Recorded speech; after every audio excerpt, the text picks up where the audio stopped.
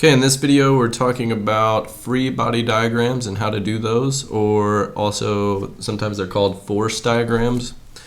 Now, in order to do that, first we have to know what forces can act on an object, or at least which ones are the most common. And so there are two types of forces that can act on an object. The first is objects that come in contact with the object, or not objects, but forces that come in contact with the object. And then there are distant forces. So these, what do I mean by distant? Those are forces that don't actually have to touch the object to have an effect on them. So the first one is obviously gravity. Gravity is working on all objects. In this case, we're going to use me again as an example. And whenever I write in the force of gravity for our free body diagrams, we're going to write it like this. So just a big F, a capital F, and then an abbreviation for whichever force we're talking about. So in this case, gravity. So we'll just write grav next to it. Obviously, there are also electromagnetic forces working on objects, but most of the time we're just going to not worry about these because it's such a small force. We're just going to use gravity most of the time. Other forces are normal force, so we would write that as just F. Normal force, and we're going to find out that normal force acts on objects. So that's the force of a table or something like that, or the ground, if something is sitting stationary, and that's going to work perpendicular to whatever surface that we're standing on. And so we'll do an example of that and show you that later on. Another force is tensional force.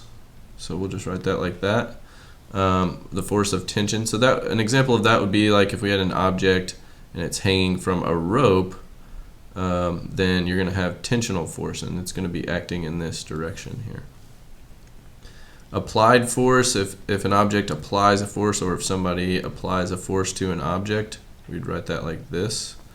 And so if someone pushed me in this direction, they're applying a force to me, and I would actually be moving in that direction. The force of friction, so if someone applies a force to me, friction is actually going to oppose that force. So we'd write that like this. And so the friction of that object on the ground or anything like that would be opposing that force, working in the opposite direction. Same thing with air resistance.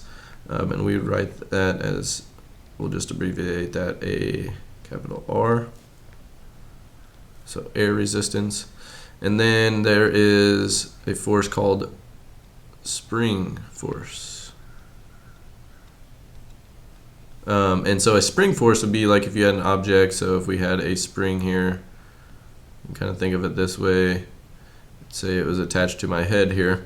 And so if someone pulled me in this direction and stretched out this spring, so you got to kind of think of it that way. You can have a spring that is under kind of a tensional force or a compressional force. So otherwise, if we pushed up on it and loaded the spring that way, then the force of it, so if we pushed it together, it would be going in this direction if it was pulled apart and stretched out.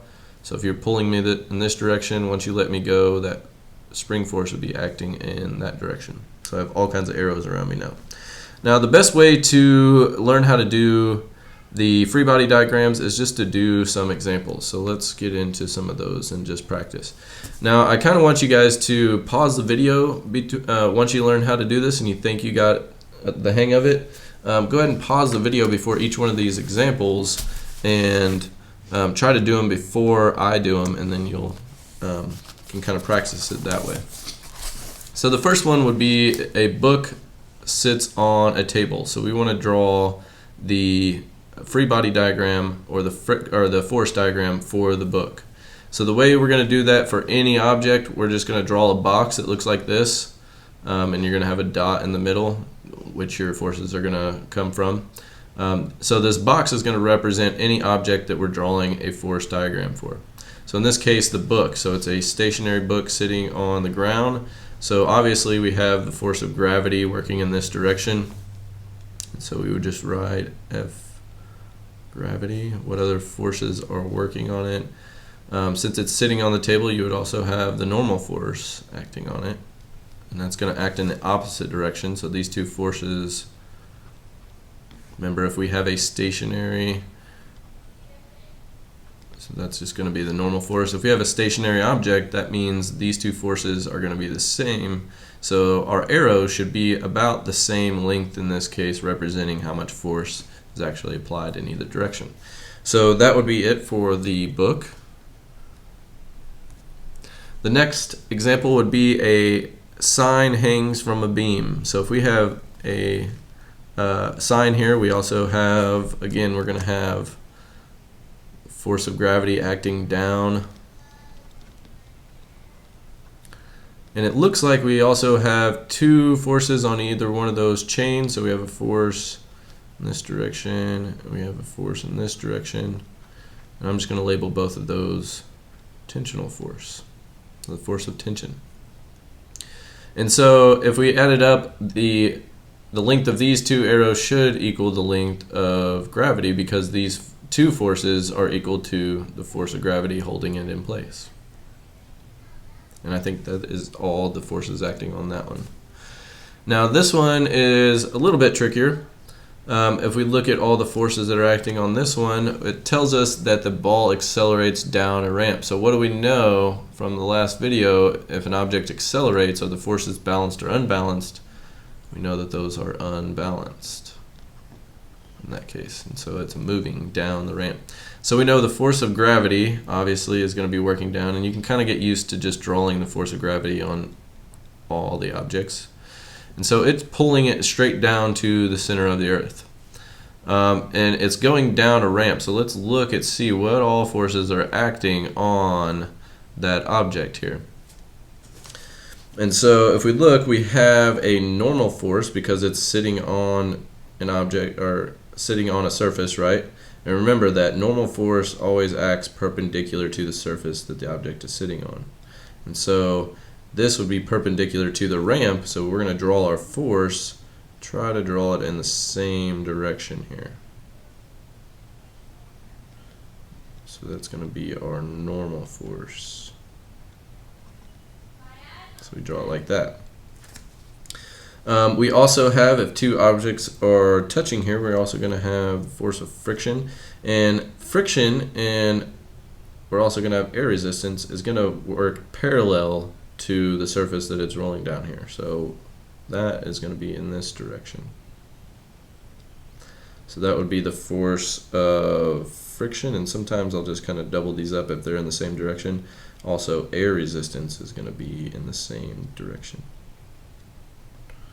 So we have the force of friction, force of air resistance, normal force, and gravity, force of gravity, all acting on this object. And so that would be the free body diagram for this object. All right, this one, a box is dragged across the floor with a rope. And so on this one, of course, we're going to have the force of gravity acting on it. So the force of gravity. We're also gonna, so we're pulling this rope. This is the rope, this arrow here. If we're pulling this rope, remember that is an applied force.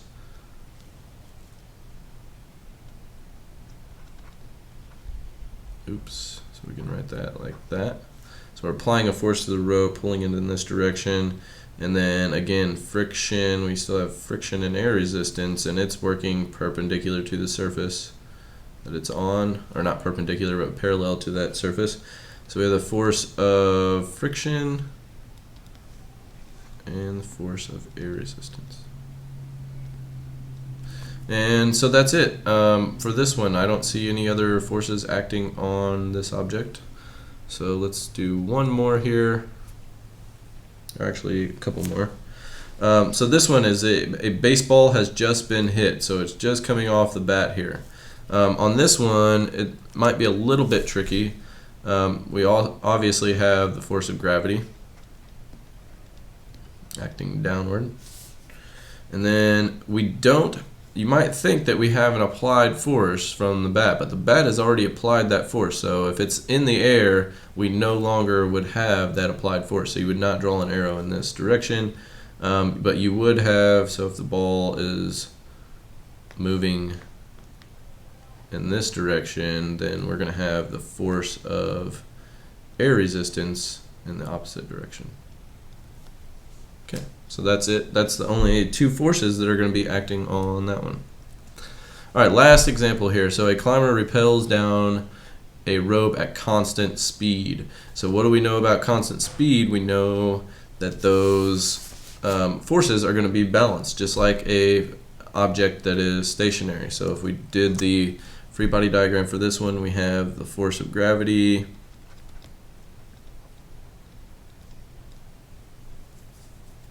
and what is actually going to slow that climber down is not, we're obviously going to have tensional force, so the force of tension on the rope, which is holding him up in the air, but we also have the force of friction. So somewhere in there you have like a carabiner or some kind of figure-8 device that causes friction between that metal piece and the rope, causing him to slow down here. So that would be all the forces for a climber repelling. So hopefully this was helpful. Hopefully you practice these, and we'll work more on that in class. See you guys later.